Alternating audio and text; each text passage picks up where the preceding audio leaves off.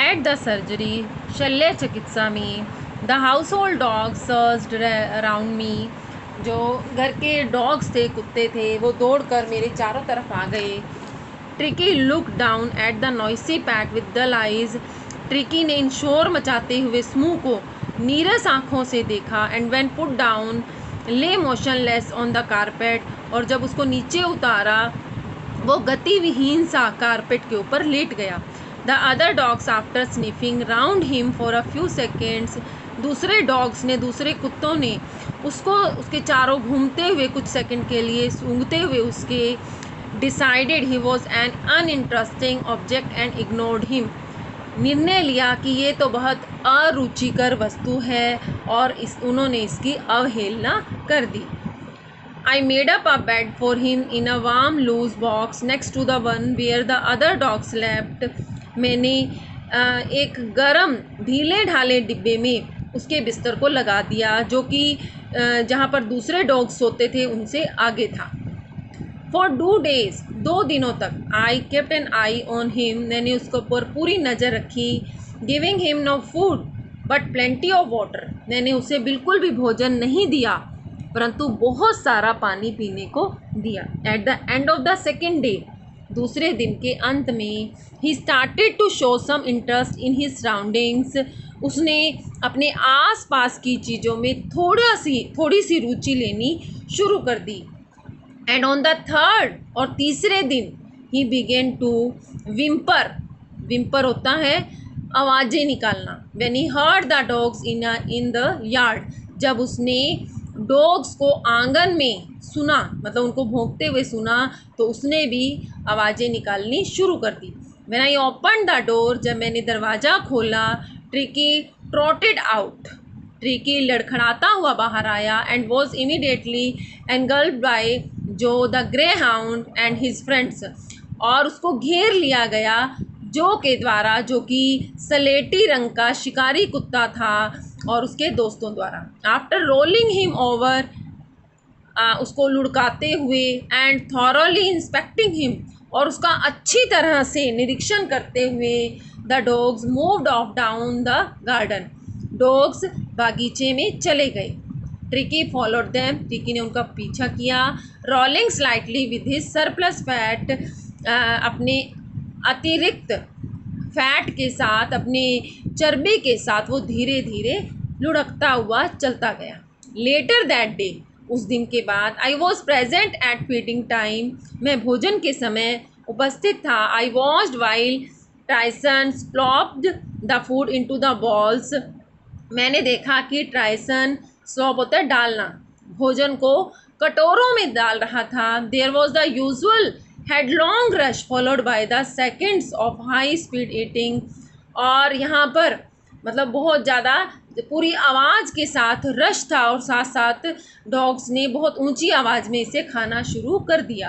Every dog knew, हर dog जानता था, that if he fell behind the others, अगर एक दूसरे से पीछे रह गया, he was liable to have some competition for the last part of his meal, तो उसे अपने भोजन के अंतिम हिस्से के साथ दूसरों के साथ प्रतियोगिता करनी पड़ेगी.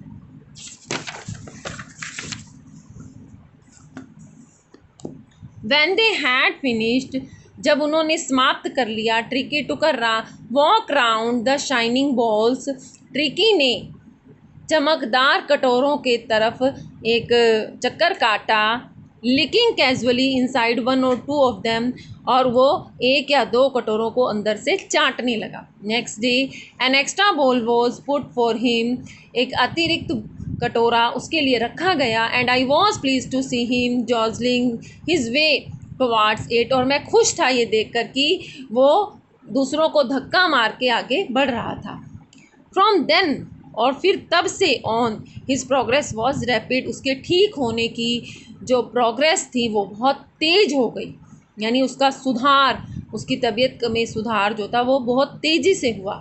ही had no medicinal treatment of any kind, उसे किसी भी तरह का दवाई संबंधी उपचार नहीं दिया गया. But all day he ran about with the dogs, वो सारा दिन दूसरे कुत्तों के साथ दौड़ता रहता. Joining in their friendly scrimmages, और उनके साथ मैत्रीपूर्ण ढंग से वो लड़ता रहता था। He discovered the joys of being bowled over, उसने खोज लिया था मज़ा।